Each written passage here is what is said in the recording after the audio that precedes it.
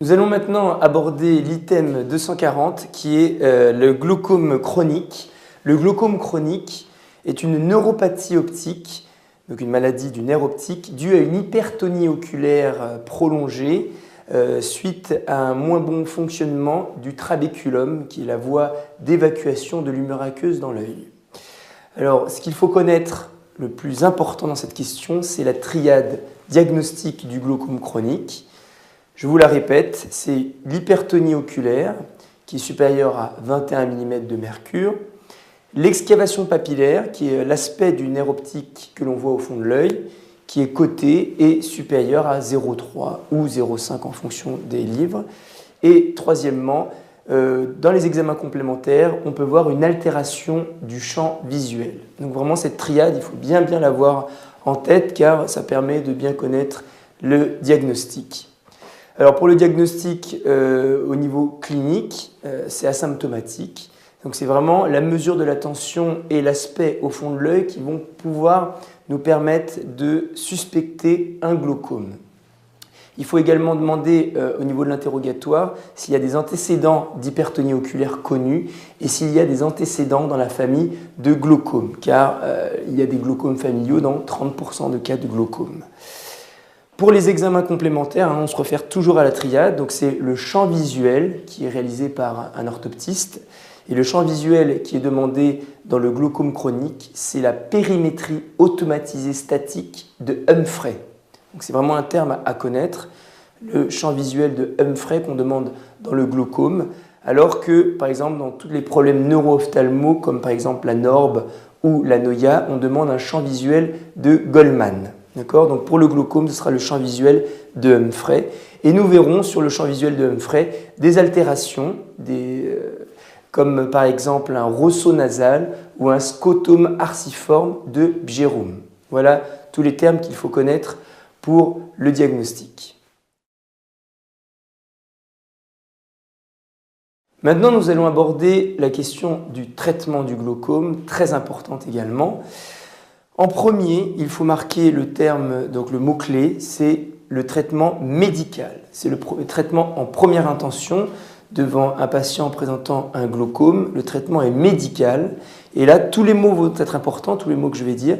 C'est un traitement hypotonisant, pour faire baisser la tension, par goutte, en collyre, en monothérapie en première intention.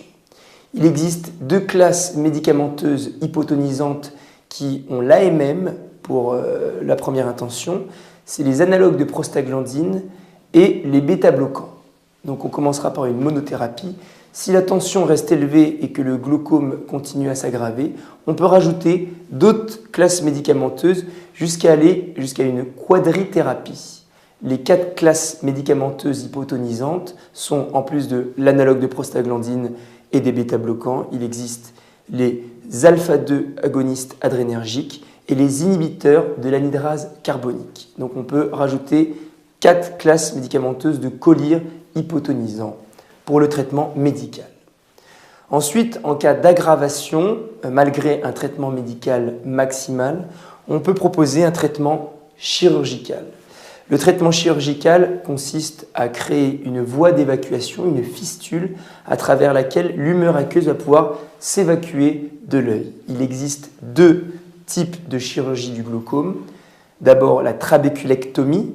La trabéculectomie est la chirurgie la plus classique, où on enlève le trabéculum dans toute son épaisseur, mais qui peut se compliquer de catastrophes, comme des hypotonies majeures avec des hyphémas, des décollements choroïdiens. C'est pour ça que l'on a inventé secondairement une technique qui s'appelle la sclérectomie profonde non perforante, où on enlève pas le trabéculum dans toute son épaisseur, mais juste du trabéculum externe. Elle est plus difficile à réaliser, mais il existe moins de complications aussi graves que ce qu'on a dans la trabéculectomie. Et enfin, pour terminer, il y a le traitement laser, qui est une alternative au traitement chirurgical en cas d'échec du traitement médical. Le traitement au laser consiste en une trabéculoplastie au laser argon, où on va stimuler le trabéculum pour qu'il filtre plus. Simplement, ce traitement laser est moins réalisé que le traitement chirurgical car il ne marche pas à très long terme. On a remarqué qu'au bout d'un moment, le trabéculum se rebouche Donc souvent, on doit quand même repasser au traitement chirurgical. Alors ce qu'il faut connaître pour l'ENC, c'est vrai que l'ENC, on a l'ENC du glaucome chronique, c'est déjà tombé plusieurs fois. En 2003, il y a eu un dossier entièrement dédié au glaucome chronique à angle ouvert, bien sûr. Et plus récemment, je crois que c'était en 2007, il y a eu un dossier de glaucome chronique avec ensuite un dossier de handicap visuel. Donc le glaucome chronique est tombé, est tombable et peut retomber. Les mots-clés à retenir pour le glaucome chronique, c'est bien sûr la triade qu'il faut vraiment connaître sur le bout des doigts, le traitement médical par collyre à vie et le traitement chirurgical en cas d'échec du traitement médical.